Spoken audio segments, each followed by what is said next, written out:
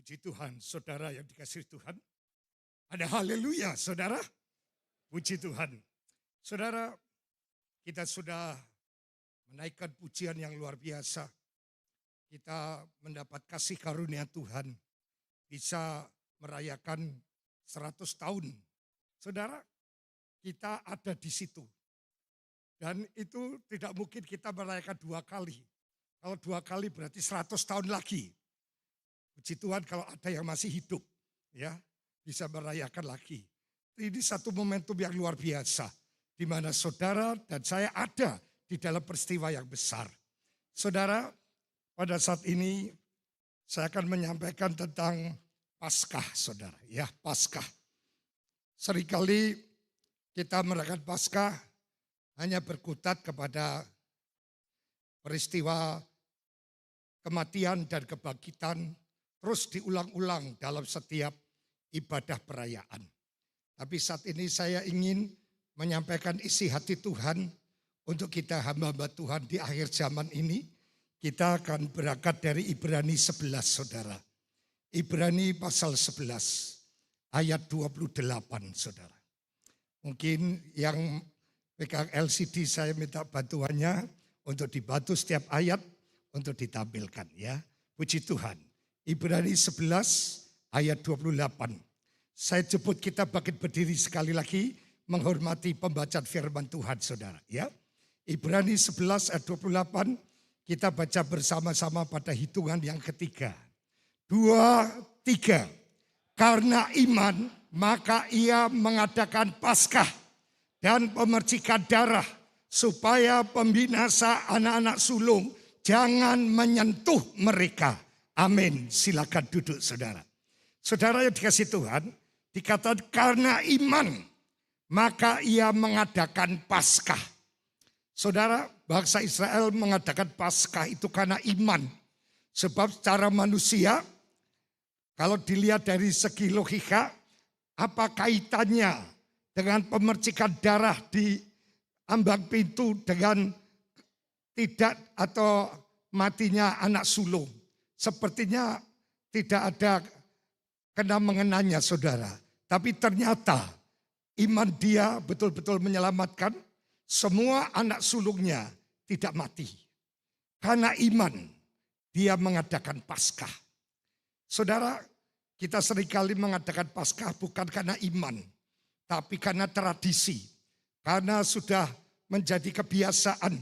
Terjebak dalam sebuah rutinitas. Perayaan. Tapi jarang kita merayakan Paskah karena iman. Dan pemercikan darah dikatakan. Tujuannya merayakan Paskah apa, saudara? Supaya pembinasa anak-anak sulung jangan menyentuh mereka. Tujuannya dari merayakan Paskah dan percikan darah yang bicara tentang korban Kristus ini adalah supaya saudara pembinasa itu tidak menyentuh saudara anak-anak sulungnya. Saudara, anak sulung mungkin bagi beberapa suku bangsa di dunia ini tidak terlalu penting, saudara. Namun tidak bagi suku bangsa di Timur Tengah, terutama untuk bangsa Israel. Saudara, kalau kita lihat dalam Ulangan 21, saudara. Kalau munculkan Ulangan 21 ayat 15 sampai ayat 17, di situ katakan apabila seseorang mempunyai 2 orang istri, yang seorang dicintai dan yang lain tidak dicintainya, dan mereka melahirkan anak-anak lelaki baginya, baik istri yang dicintai maupun istri yang tidak dicintai, dan anak sulung adalah dari istri yang tidak dicintai. Ayat 16, maka pada waktu ia membagi warisan harta kepunyaannya pada anak-anaknya itu, tidaklah boleh ia memberikan bagian anak sulung kepada anak dari istri yang dicintai, merugikan anak dari istri yang tidak dicintai yang adalah anak sulung. Ayat 17, tetapi ia harus mengakui anak yang sulung, anak dari istri yang tidak dicintai itu dengan memberikan padanya 2 bagian dari segala kepunyaannya. Sebab dialah kegagahannya yang pertama-tama, dialah yang mempunyai hak kesulungan.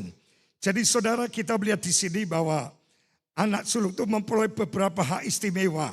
Yang pertama menjadi kepala dari keluarga. yaitu pengganti posisi ayahnya, saudara. Dia mendapat warisan 2 kali lipat. Dan dia memperoleh berkat dan kekuasaan serta mengembangbiakkan keluarganya menjadi suatu bangsa yang besar. Coba satu lagi ya, Kejadian 28 saudara, ayat yang keempat. Kejadian 28 ayat 4. Moga-moga ia memberikan kepadamu berkat yang untuk Abraham kepadamu serta kepada keturunanmu. Sehingga engkau memiliki negeri ini yang kudiami sebagai orang asing yang telah diberikan Allah kepada Abraham. Puji Tuhan, saudara yang dikasihi oleh Tuhan. Dari sini kita melihat bahwa di Timur Tengah posisi anak sulung itu posisi yang sangat strategis. Karena apa? Dikatakan dia menjadi kepala dari keluarga, pengganti posisi ayahnya. Dan dia mendapat warisan 2 kali lipat. Bahkan memperoleh berkat dan kekuasaan serta mengembangbiakkan keluarganya menjadi suatu bangsa yang besar. Nah, mungkin saudara berkata, apa sih manfaatnya bagi saya? Toh saya bukan anak sulung, saya anak bungsu mungkin. Kalau catatan Alkitabnya sebatas sejarah saudara, dan hanya untuk anak sulung lahiriah, maka benar kata saudara bahwa saudara tentang hak kesulungan di atas tidak bermanfaat bagi saudara dan saya yang kebetulan mungkin bukan anak sulung. Juga bagi saya mungkin, saya anak keempat saudara. Tapi karena hak-hak istimewa di atas tadi itu tercatat dalam Alkitab yang adalah firman Allah, maka hak kesulungan ini menjadi teramat penting, bahkan bersifat kekal untuk saudara dan saya. Puji Tuhan saudara. Kita akan lihat tulisan Yakobus saudara dalam Yakobus 1 ayat 16 sampai ayat 18 dikatakan, saudara-saudara yang kukasihi, janganlah sesat. Lalu ayat 17, setiap pemberian yang baik dan setiap anugerah yang sempurna datangnya dari atas, diturunkan dari Bapa segala terang. Padanya tidak ada perubahan atau bayangan karena pertukaran. Ayat 18, atas kehendaknya sendiri, ia telah menjadikan kita oleh firman kebenaran, supaya kita pada tingkat tertentu menjadi anak sulung di antara semua ciptaannya. Kehendak Tuhan sendiri. Dia menjadikan kita oleh firman kebenaran. Supaya kita sampai pada tingkat yang tertentu. Tujuan goal kita, target kita adalah menjadi anak sulung di antara semua ciptaannya.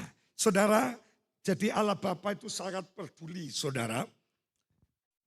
Tentang hak kesulungan yang dia telah berikan kepada manusia. Baik itu secara lahiriah maupun secara rohaniah. Perorangan maupun suatu bangsa. Karena Allah Bapa sangat ingin mencurahkan berkat yang baik dan sempurna. Pemberian yang baik dan sempurna. Itu mau diberikan kepada kita. Itu berasal dari atas. Supaya oleh karena kehendak dia sendiri yang menjadikan kita oleh firman kebenaran, kita melangkah menuju satu titik menjadi jemaat atau anak sulung dari semua ciptaannya. Saudara, Allah telah bersabda pada Raja Fir'aun saudara, melalui Musa abdinya. Saudara, kita lihat coba dalam Keluaran 4 ayat 22 saudara. Ini Allah berfirman kepada Fir'aun lewat Musa. Maka engkau harus berkata pada Fir'aun, beginilah firman Tuhan, Israel ialah anakku, anakku yang sulung. Israel itu Yakub. Saudara, padahal yang sulung itu adalah Esau. Tapi dari mulutnya Allah sendiri, Israel itu anakku, anakku yang sulung. Puji Tuhan. Saudara, di satu sisi ultimatum Allah melalui Musa kepada Fir'aun Raja Mesir, adalah mengingatkan bangsa Israel agar sebagai anak sulung Allah harus memiliki ciri khas yaitu mau beribadah kepada Tuhan. Nah saudara, kita lihat satu ayat lagi pendukung saudara ya. Ibrani 12 ayat 22 saudara. Ibrani pasal 12 ayat 22. Tetapi kamu sudah datang ke Bukit Sion, ke kota Allah yang hidup, Yerusalem surgawi, dan kepada beribu-ribu malaikat, suatu kumpulan yang meriah. Ayat 28. Di sana dikatakan bagaimana? 28. Puji Tuhan. Jadi karena kita menerima kerajaan yang tidak tergoncangkan, marilah kita mengucap syukur dan beribadah kepada Allah menurut cara yang berkenan kepadanya dengan hormat dan takut. Jadi ciri khas daripada anak sulung adalah mengindahkan ibadah, di mana Tuhan telah mengultimatum kepada Fir'aun lewat Musa, biarkan umatku keluar dari Mesir untuk beribadah. Nah saudara, kalau kita betul-betul sebagai anak sulung, kita memperhatikan ibadah kita dengan rasa takut dan gentar sesuai dengan caranya Allah yang berkenan kepadanya, maka kita memperoleh kerajaan yang tidak tergoncangkan. Jadi saudara, kita melihat di sini surat Yakobus, firman Allah tetap menyinggung tentang hak kesulungan. Berarti Allah ingin kita sebagai gereja Tuhan secara khusus memperhatikan hak kesulungan yang telah Allah berikan. Jangan sampai hilang, jangan sampai terlepas hanya karena ketidakmengertian makna penting dan kekal yang terkandung di dalamnya, saudara. Yakub dalam kelahirannya bukanlah yang pertama, saudara. Tapi mengapa ia disebut oleh Allah sendiri sebagai anak sulungnya? Nah, beranjak dari sini kita akan sungguh-sungguh memperhatikan dalam Alkitab. Khususnya dalam keluarga besar Abraham, Ishak dan Yakub, tercatat ada 3 pribadi. Saudara, langsung tidak langsung telah kehilangan hak kesulungannya mereka. Di dalam peristiwa yang kita akan pelajari pada siang hari ini. Di mana mengandung makna yang amat penting bagi kehidupan gereja Pantekosta yang sudah 100 tahun umurnya di Indonesia ini, saudara. 3 pribadi yang kehilangan hak kesulungan. Tadi katakan dengan iman bangsa Israel merayakan Paskah dengan tujuan supaya jangan sampai anak-anak sulung itu disentuh oleh iblis, saudara. Nah, ada 3 orang yang menjadi korban sehingga kehilangan hak kesulungannya. Yang pertama adalah Esau, yang kedua adalah Ruben, yang ketiga adalah Manase. 3 orang ini dia orang sulung, tapi dia kehilangan kesulungannya. Dan itu yang menjadi pelajaran buat kita untuk GPDI yang sudah 100 tahun ini. Jangan sampai GPDI yang pertama, tetapi GPDI sendiri kehilangan kesulungannya. Sehingga kita justru menjadi yang terakhir. Kita ingin GPDI yang pertama akan tetap jaya dan terus berkembang dan mengibarkan saudara api Pantekosta tetap menyala-nyala. Amin, saudara. Kita akan bahas yang pertama. Kenapa Esau kehilangan hak kesulungannya? Dia kehilangan hak kesulungan hanya karena sepiring makanan, saudara. Masalah makanan, saudara. Esau kehilangan kesulungan karena persoalan makanan yang dikaitkan dengan nafsu yang rendah. Menurut saudaraku yang kekasih Ibrani, di dalam saudaraku yang kekasih, ya suratan Ibrani dikatakan saudara, bahwa dia memiliki nafsu yang rendah. Dan nafsu yang rendah itu artinya ingin mencapai sesuatu dengan mudah kalau dalam terjemahan lain. Jadi inilah yang menyebabkan kehilangan kesulungan karena ingin mencapai sesuatu dengan cara mudah atau dengan cara kotor atau dengan tidak senonoh.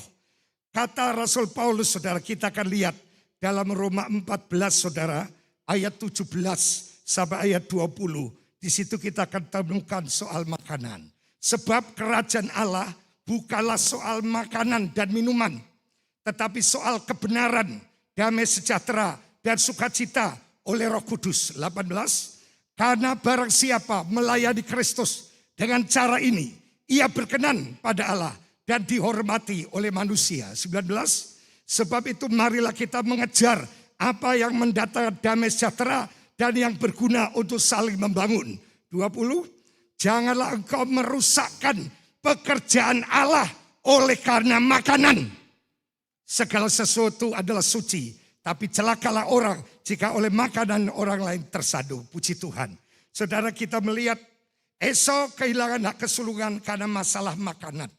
Padahal kerajaan Allah itu bukan soal makan dan minum, tapi soal kebenaran, damai sejahtera dan sukacita oleh Roh Kudus. Kalau kita melayani Tuhan dengan cara ini, kita akan berkenan kepada Allah dan kepada manusia. Dan jangan merusakkan pekerjaan Tuhan oleh karena masalah makanan atau perkara perut. Berapa banyak hamba Tuhan, pekerjaan Tuhannya jadi rusak. Karena dia tidak melayani oleh pimpinan Roh Kudus, mengejar soal kebenaran, damai sejahtera dan sukacita. Tetapi dia mengejar seperti Esau untuk kebutuhan perut, sehingga pekerjaan Tuhannya rusak. Banyak yang bubar. Kalau masih bertahan pun tinggal berapa gelintir. Karena hambanya sibuk mengejar makanan. Suatu penghidupan untuk kebutuhan perut. Sementara yang paling hakiki dan terpenting diabaikan. Rusak pekerjaan Tuhan. Saudara, GBDI yang sudah 100 tahun. Harusnya kalau menurut saya tidak hanya 2 juta saudara. Karena ada yang di bawah GBDI yang baru berapa tahun sudah lebih dari 2 juta. Kita ini terlambat saudara. Kita yang pertama. Kenapa? Ada banyak salah di dalam kita melayani. Bukan kebenaran. Kebenaran itu apa? Firman. Yohanes 17 ayat 17 katakan, kuduskanlah mereka di dalam kebenaran. Firman-Mu itu kebenaran. Dia bukan melayani karena kebenaran. Tapi karena uang. Karena materi, karena duit. Karena kolektor, karena perpuluhan. Sehingga saudara kita jadi tidak berkenan. Baik kepada Allah dan manusia. Jangan rusakkan pekerjaan Tuhan karena makanan. Seperti Esau. Saudara, kita akan melihat, saudaraku yang kasih, soal makanan. Di dalam Yohanes 4 saudara, ayat 31 dan seterusnya dikatakan, makananku ialah melakukan kehendak Dia yang mengutus aku dan menyelesaikan pekerjaannya. Saudara, ayat 32 tolong munculkan. Yohanes 4. Akan tapi ia berkata kepada mereka, padaku ada makanan yang tidak kamu kenal. Ayat 33. Maka murid-muridnya itu berkata seorang kepada yang lain, adakah orang yang telah membawa suatu kepadanya untuk dimakan? Kata Yesus kepada mereka, makananku ialah melakukan kehendak Dia yang mengutus aku dan menyelesaikan pekerjaannya. Sampai selesai. Tidak berhenti di tengah jalan. Kalau makanan kita melakukan kehendak Tuhan dan menyelesaikan. Di dalam 2 Timotius 4 ayat 7 katakan, aku telah mengakhiri pertandingan dengan baik. Aku telah mencapai garis akhir. Dan aku tetap pelihara iman. Ini yang Tuhan mau. Soal makanan adalah melakukan kehendak Allah dan menyelesaikan. Satu ayat lagi. Kisah Rasul 20 ayat 24. Di situ Rasul Paulus berkata demikian saudara. Tetapi aku tidak menghiraukan nyawaku sedikit pun. Asal saja aku dapat mencapai garis akhir dan menyelesaikan pelayanan yang ditugaskan oleh Tuhan Yesus kepadaku. Untuk memberi kesaksian tentang Injil kasih karunia Allah. Amin saudara. Jadi menyelesaikan. Makananku adalah melakukan kehendak Allah dan menyelesaikan. Kita harus sampai selesai. Saat Tuhan panggil, kita masih tetap setia di dalam pelayanannya. Jangan sambil melayani Tuhan, sambil mengejar sesuatu makanan untuk perut kita. Rusak pekerjaan Tuhan, saudara. Pasti tidak akan maju, tidak akan berkembang. Kita tidak fokus dalam melayani Tuhan. Kalau kita merasa terpanggil jadi hamba Tuhan. Melayani, melakukan kehendak Allah. Allah tahu yang kita butuhkan saudara. Dia Yehova Jireh. Dia akan menyediakan semuanya. Asal kita setia di dalam panggilan pelayanan kita. Saudara, kita melihat di sini makanan yang pertama adalah artinya melakukan kehendak Allah. Dan menyelesaikan. Makanan yang kedua kita lihat di dalam Yohanes 6 ayat 27 itu tentang saudaraku yang kekasih perjamuan suci dikatakan ya. Dikatakan Yohanes 6 ayat 27. Bekerjalah bukan untuk makanan yang akan dapat binasa. Melainkan untuk makanan yang bertahan sampai kepada hidup yang kekal. Yang akan diberikan anak manusia kepadamu. Sebab dialah yang disahkan oleh Bapa Allah dengan meterainya. Ayat 28. Lalu kata mereka padanya, apakah yang harus kami perbuat supaya kami mengerjakan pekerjaan yang dikehendaki Allah? Jawabannya ini 29. Jawab Yesus kepada mereka, inilah pekerjaan yang dikehendaki Allah, yaitu hendaklah kamu percaya kepada Dia yang telah diutus oleh Allah. Puji Tuhan, itu saja saudara. Jadi saudara, kita percaya kepada Yesus yang telah diutus Allah. Dikatakan juga akulah roti yang hidup. Barang siapa datang kepadaku, ia tidak akan lapar lagi, tidak haus lagi. Jadi saudara, makan yang pertama melakukan kehendak Bapa. Yang kedua adalah menerima atau percaya pada Yesus. Siapa itu Yesus? Itu roti, itu firman Allah dari surga. Kita harus tetap percaya akan firman. Firman itu saudara kekal. Langit dan bumi akan lenyap, tapi janji Tuhan tinggal tetap. Hamba Tuhan harus percayakan firman. Zakaria tidak percayakan firman, dia bisu. Tapi Maria percayakan firman itu. Dia berkata, sesungguhnya aku adalah hamba Allah. Dia terima firman yang telah menjadi daging, itu Yesus. Saudara, masihkah kau percayakan firman yang kau beritakan? Ataukah kita masih meragukan? Di dalam firman terdapat banyak janji. Janji pemeliharaan, penyertaan, perlindungan, penjagaan, pembelaan. Kita percaya kepada firman. Sekalipun realita yang kita lihat sesuatu yang membuat kita seringkali ketakutan.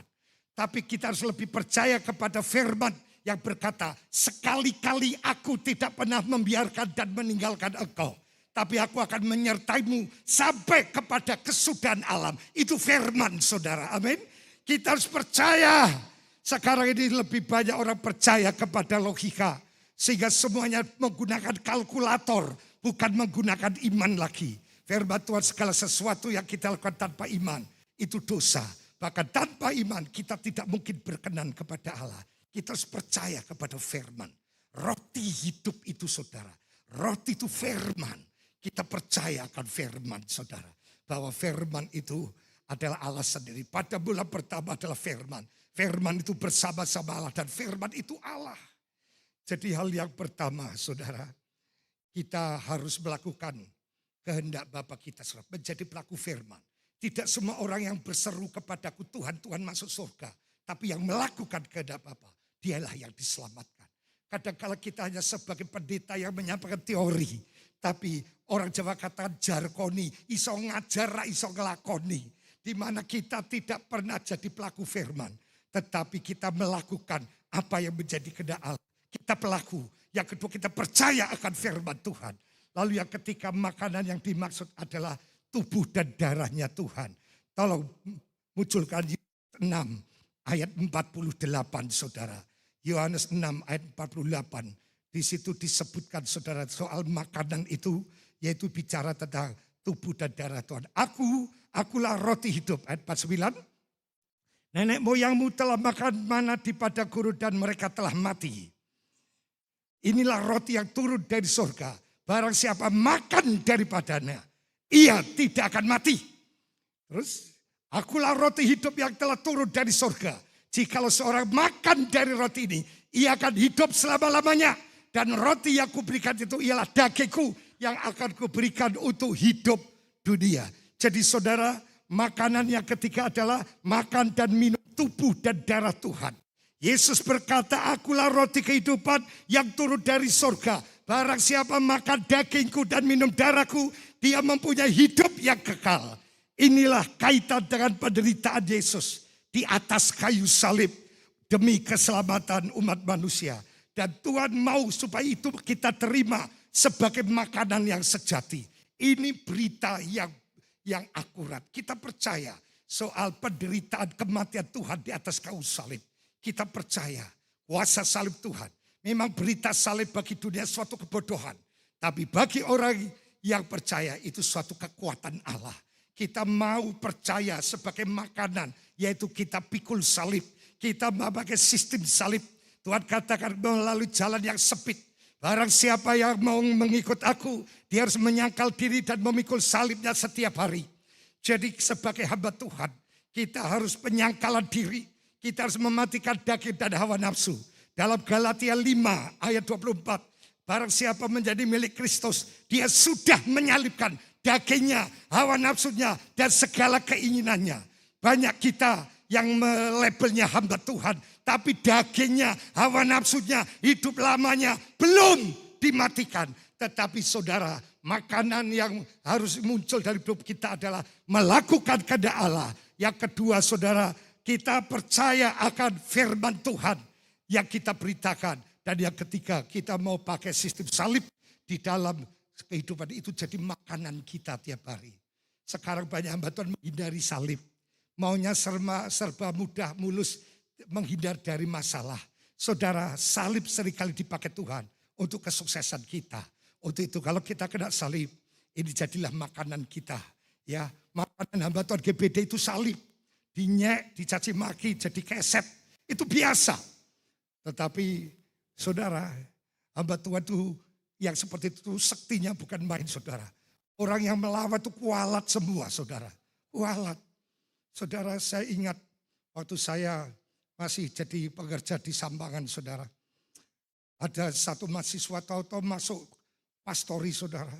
Dia ngata-ngata ibu gembala almarhum saudara. Ngata-ngata tidak tahu apa yang dia tidak setuju. Langsung dia pergi naik ke luar, wes. Ibu gembala saya lihat sampai delek-delek saudara. Kayak kaget, kayak tidak percaya kenapa kok dia berani seperti itu. Berapa menit kemudian ada berita. Dia jatuh dari kendaraan karena ada oli di jalan, kepleset. Lalu waktu kepleset dia jatuh, itu mulutnya jadi keset di aspal saudara. Sehingga waktu di rumah sakit itu bibirnya naik saudara. Lalu dia dibesuk ibu gembala, dikatakan, ibu gembala saya minta maaf. Rupa-rupanya mulut yang dipakai kata-kata ibu gembala. Tuhan pukul jadi bengkak naik ke atas saudara. Jadi butuh waktu lama. Itu kalau hamba Tuhan diurapi. Nek diunek-unek, saya ngunek kualat loh saudara. Jadi kalau kita makanannya salib. Saudara, kekuatan Allah itu mewarnai hidup kita. Kita betul dibela Tuhan. Dalam kehidupan sehari-hari kita banyak salib yang kita hadapi. Itu makanan kita. Tapi justru disitulah saudara akan melihat kuasa Allah dinyatakan. Amin saudara. Itu adalah saudara Esau. Yang kedua Ruben.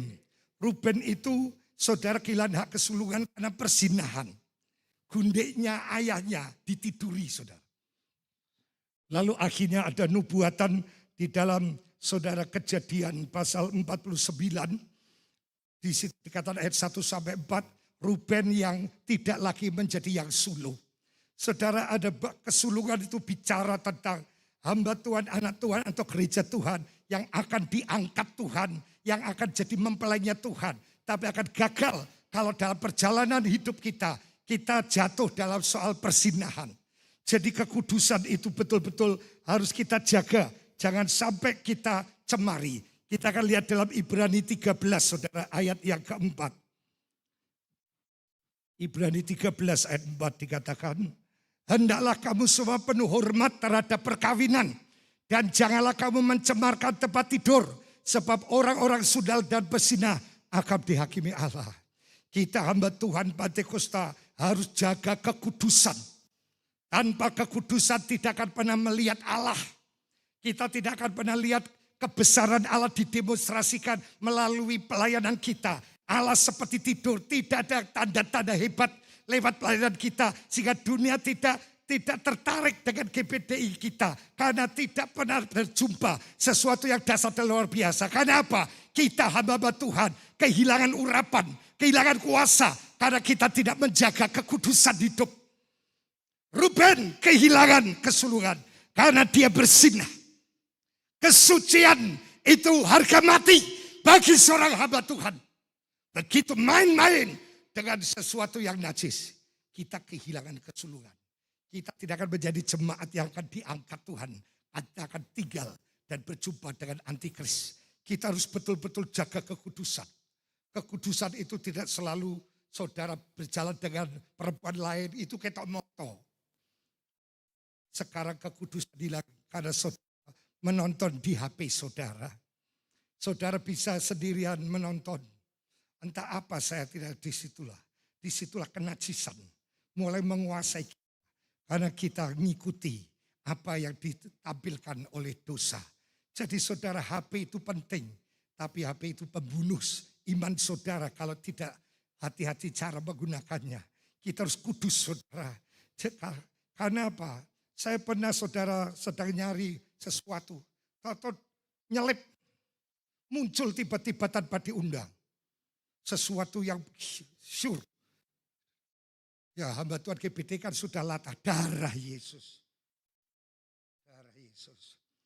Saudara, kalau tidak hati-hati kita olah cari dari mana. Yang lain mana, kok cuma satu. Tapi saya kira hamba Tuhan GBT wilayah suatu kudus semua ya. Wajahnya penuh kemuliaan. Kalau ada paling cuma 1, 2, 3 sampai 10 lah saudara. Saudara yang dikasihi Tuhan, mari kita jaga kekudusan kita. Supaya GPDI penuh kemuliaan, penuh kuasa. Mujizat itu dipercaya pada hamba Tuhan yang kudus. Kalau tidak kudus saudara, mendoakan orang jangankan sembuh, bahkan mati biasanya, meninggal. Kalau zaman dulu saudara hamba Tuhan GPDI yang betul-betul prihatin, suka doa puasa, urapannya kuat. Saudara, dulu saya ingat ada sejarah, orang 100 sakit disuruh maju semua. Lalu ada tali dibentangkan, suruh pegang tali. Pendetanya hanya menumpang tali yang ujung. Dalam nama Yesus, mengalir kesembuhan. Itu seperti listrik berjalan. Dia yang pegang saudara, yang buta melihat, yang bisu terus semua sembuh. Hanya sekali doa hamba Tuhan. Sekarang 1 orang sakit ditumpangi 100 hamba Tuhan. Tidak sembuh. 2 hari kemudian inna lillahi wa inna ilaihi raji'un. Di mana kuasanya? Hilang. Karena kekudusan sudah tidak dianggap penting. Takut Tuhan saudara. Dan yang terakhir adalah Efraim saudara. Manase. Manase itu artinya saudaraku yang kasih. Artinya adalah Allah telah membuat aku lupa sama sekali kepada kesukaranku dan kepada rumah bapakku. Saudara melupakan penderitaan masa lalu itu memang baik. Tapi jangan sampai melupakan orang tua. Saudara, hak keseluruhan adalah hilang tak kala kita sudah tidak hormat kepada orang tua. Orang tua itu bisa orang tua lahiriah, tapi orang tua rohani.